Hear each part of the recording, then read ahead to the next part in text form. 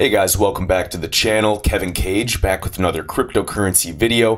This is going to be a great one for you guys. I'm going to be talking about some liquidity in some trillion-dollar markets on a daily basis. And in terms of a year, this is over $1 quadrillion of money moving through the global financial market. So if it's the first time to the channel, hit that like button if you like what you see. Subscribe if you haven't already, on the road to 10,000 subscribers, and I really appreciate it. So let's kick things off right here, shared by The Real Block at block_real. This is pretty interesting. So talking about order books, and basically with this new strategic partnership with MoneyGram. So as you can see, how much money can I send through MoneyGram at one time? Western Union caps any online transfer coming out of the US at $3,000 each. You can send more, but it will be broken up into chunks. MoneyGram caps transfer at $899 for a maximum amount of $3,000 in a 30-day period. PayPal allows transactions of up to $10,000 domestically. All right. And if we take a look at the order book here on Bittrex, basically, you can see how much money, the buy and sell orders here, well, obviously, sell orders. And what they're saying right here is basically they don't believe there's going to be any serious price movement yet. But going off the order book alone, we'd need 1,000 people to send $3,000, which is a total of $3 million through the order book to get us to that all-time high again of $3. And again, guys, XRP is going to surpass $3 by a long shot. Keep in mind in 2017 during that market, if you were here, we had $3 effortlessly. I know their Korean exchanges were included, but there was just really not much volume. It's based on order books. This is not the same market capitalization we're using to measure stocks. So you best believe that when we see all-time highs again, it's going to happen quickly. I wholeheartedly believe we will see a $10 XRP shortly. And how soon is that? I can't tell you. I'm not behind the scenes with the decision makers, with, regulations. That is what we are waiting for, is regulations. But pretty interesting to see that a mere $3 million transfer can eat up this entire order book on Bittrex on a single exchange. So pretty interesting. Next, this is what I want to cover in this video. Right here, Matt at Matthew LINY. This now gives clearing and settlement companies, the DTCC and I believe he meant to say ASX. Maybe he did mean ACX, I'm not sure. A direct line to XRP via the R3 network. And again, R3 is the massive consortium of central banks trying to get their piece of the pie so that Ripple XRP doesn't gobble up everything. And when I say Ripple, I mean the private company. It's my belief that Ripple will continue to focus on the international remittance payments, whereas R3 will gobble up the other industries where tons of money is moved on a daily basis in terms of healthcare, supply chain management, real estate, you name it. And I believe that they will go after the massive derivatives market. So just to go over this, I have past videos, massive playlists on XRP. Please go through those if you want to see some of this on the DTCC. And for those of you that don't know, that stands for Depository Trust and Clearing Corporation, as you see highlighted right here. Vast majority of security transactions in the US, this is one of the biggest global financial markets in the world, and close to $1.7 quadrillion in value worldwide. And as it says, making it by far the highest financial value processor in the world. All right. And again, just so you know, so it automates, centralizes, standardizes, and streamlines processes in the capital markets. So we have clearance, settlements, information services for equities, corporate and municipal bonds, investment trusts, mortgage-backed securities, different, money market instruments, and OTC derivatives. The derivatives market is what I think is the biggest chunk, but let me know otherwise. All right, and then this ASX, what is this that they're referencing in this tweet here?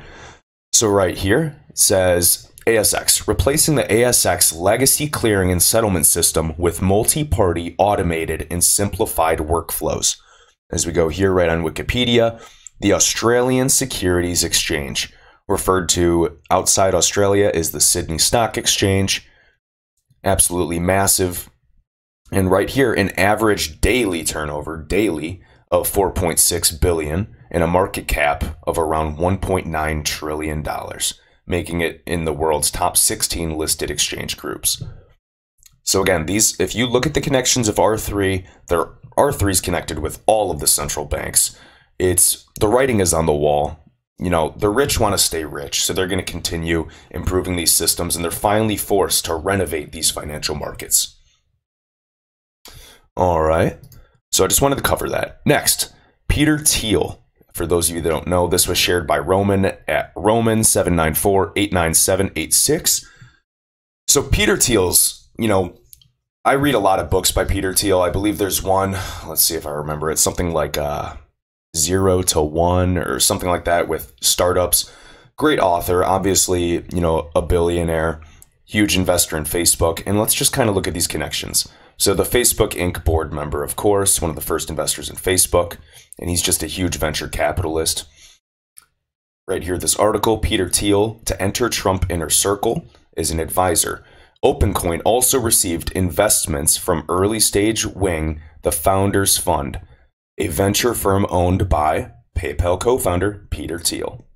And again, Peter Thiel is known as that group in the PayPal mafia. Here's an illustration I saw, years ago. This was circulating.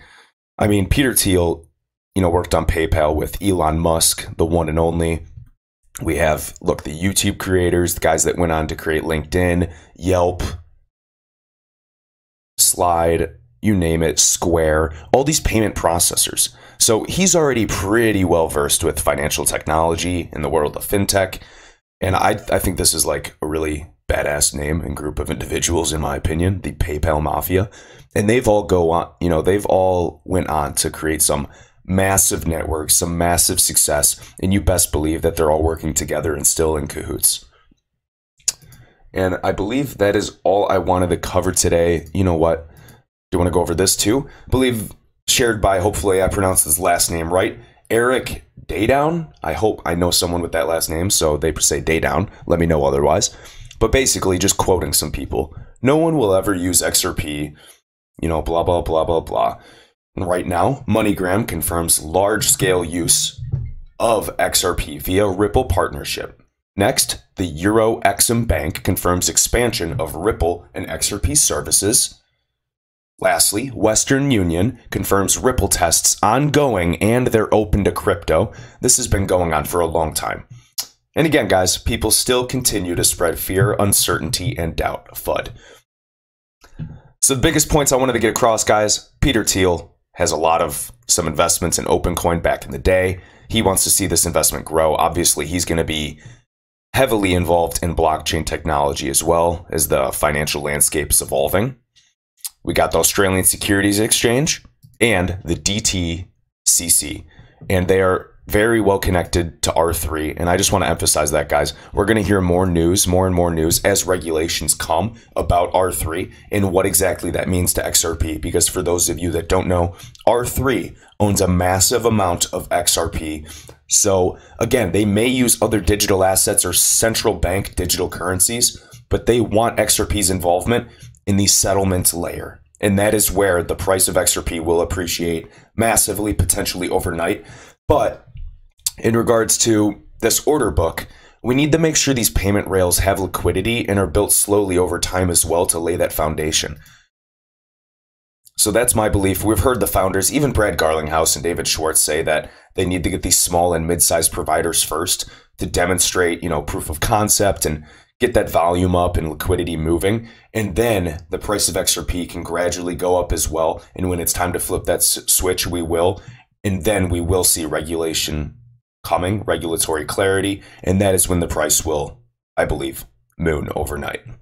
So again, guys, with that, hope you enjoyed. Hit that like button. Please subscribe if you haven't already. And until next time.